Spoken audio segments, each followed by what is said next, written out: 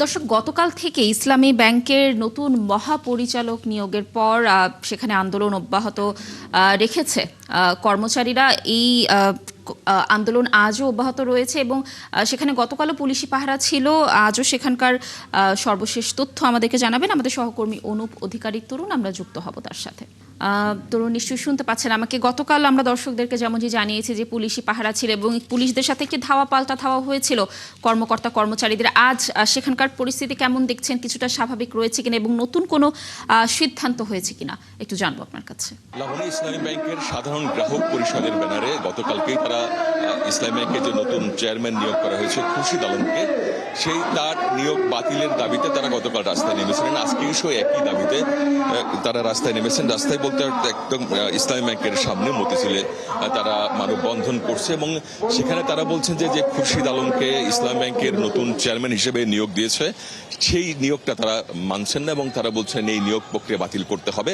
আরেকটি বিষয় যে পট পরিবর্তনের পরে ওমর ফারুক নামে একজনকে ইসলামী ব্যাংকের এমডি হিসেবে নিয়োগ দেওয়া হয়েছিল। তারা বলছে যে সে ওমর ফারুক গতকাল রাতেই পদত্যাগ করেছে। ওমর ফারুকের আবার স্বপদে বহাল করতে হবে। তারা মোট 5টি দাবি এখানে উপস্থাপন করছে এবং আরেকটি বিষয় বলছে যে তারা জানতে পেরেছে এই খুরশিদ আলম ইসলামী ব্যাংকের যিনি চেয়ারম্যান হিসেবে যাকে নিয়োগ দেওয়া হয়েছে তিনি বিতর্কিত ব্যবসায়ী এস আলম তার লোক। তারা বলছে যে এস আলম যেন কোনোভাবেই ফিরে আসতে না পারে। তারা শঙ্কা করছে খুরশিদ আলম যদি ইসলামী ব্যাংকের চেয়ারম্যান হন তাহলে হয়তো পরোক্ষভাবে এস আলমই এই ব্যাংকের আবার নিয়ন্ত্রণ নিবে। আরেকটা বিষয় তারা বলছে আমানত এই অবস্থায় যদি হয় তাহলে তাদের যে আমানত আছে ইসলামী ব্যাংকে সে আমানত সুরক্ষিত থাকবে না, এই আশঙ্কা করছে। আরেকটা বিষয় তারা গভর্নরের পদত্যাগ দাবি করেছে এবং আপনি জানেন যে গতকাল তারা যখন এই মানববন্ধনে অংশ নিয়েছিলেন তখন পুলিশের জল কামান টিয়ার সেলে তাদেরকে প্রথমে ছত্রভঙ্গ করে দেওয়া হয়, পরে তারা আবার রাস্তায় নেমেছিলেন এবং 5 দফা দাবি করেছিলেন। আজকেও তারা তাদের যে 5 দফা দাবি সেই 5 দফা দাবিতে তারা অনড় আছে। আরেকটি বিষয়, কালকে ঠিক দুপুর 2:30টায় ইসলামী ব্যাংকের যিনি নতুন চেয়ারম্যান খুরশিদ আলম তার এই ইসলামী ব্যাংকে আসার কথা ছিল কিন্তু তিনি এই অবরোধের কারণে আসতে পারেননি। এ কারণে রাতে আমরা দেখলাম পরিচালনা পরিষদ বৈঠক করেছে এবং সেই বৈঠকে এমডি ওমর ফারুকের যে পদত্যাগপত্র দেওয়া ছিল সেই পদত্যাগপত্র গৃহীত হয়েছে। তাদের একটাই দাবি, যে মূল দাবি যেটা যে এই ব্যাংকে যেন খুরশিদ আলম কোনোভাবে ফিরে আসতে না পারে। এবং আরেকটা বিষয়, আমরা এই বিষয়টা নিয়ে বাংলাদেশ ব্যাংকের সঙ্গে কথা বলেছি। বাংলাদেশ ব্যাংক মুখপাত্র যেটি বলেছেন যে খুরশিদ আলম একজন যোগ্য চেয়ারম্যান হবেন এবং তারা যে সিদ্ধান্ত নিয়েছেন সেই সিদ্ধান্ত আসলে সঠিক, সেই সিদ্ধান্ত থেকে তারা সরে আসবে না। আন্দোলনকারীদের সাথে আমরা একটু কথা বলতে চাই। এই যে আপনারা যে রাস্তায় দাঁড়িয়েছেন আসলে আপনারা মূল কি বিষয় চান? মূল বিষয়টা হচ্ছে আমরা যে আমানত রাখছি এই আমানতগুলো যাতে থাকে, স্থিতি থাকে, যাতে এখান থেকে টাকা পাচার না হয় বিদেশে। মূল আমাদের দাবি এইগুলা। যেমন আমি গ্রান্ট ব্যাংকে চাকরি করে পেনশনে আসছি, পেনশনে আসার পরে 96 লক্ষ টাকা পাইছি, পুরো টাকাই এখানে 35 লক্ষ টাকার এফডিআর রাখছি। এরপরে এই এফডিআর এখন ভাঙতে গেলে 2,41,000 টাকা লস দেওয়া লাগে আমার।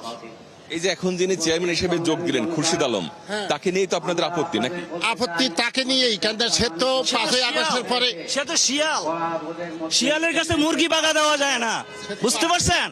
সে দূষক, সে একবার দুর্নীতি করে বাংলাদেশ ব্যাংক থেকে বিতাড়িত হয়েছে, তাকে আবার এখানে ইসলামী ব্যাংকের চেয়ারম্যান বানানো হবে, এটা আমরা গ্রাহক হিসেবে তাকে মানতে বাধ্য না। আবার আপনারা বলছেন ওমর ফারুক যিনি এমডি ছিলেন, আপনারা চান তারা আবার ফিরে আসুক? অবশ্যই উনি আবার ফিরে আসুক। ওমর ফারুক খান উনি ফিরে আসুক, ওনাকে আবার পুনর্বহাল দাও, এটা আমাদের আবেদন। উনি ফিরে আসলে কি ব্যাংকের অবস্থা ভালো হবে? অবশ্যই হবে, ইনশাআল্লাহ অবশ্যই হবে। আমরা নিরাপদ থাকবো, তার আন্ডারে আমরা নিরাপদ থাকবো, নচেত আমরা নিরাপদ না।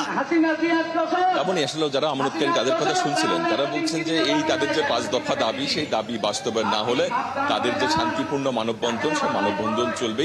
তবে কালকে যে পুলিশের সাজোয়া যান টান আমরা দেখেছিলাম সেটা কিন্তু আজকে নেই। সব মিলে এটাই এখানকার সর্বশেষ পরিস্থিতি ছিল। লাবণী।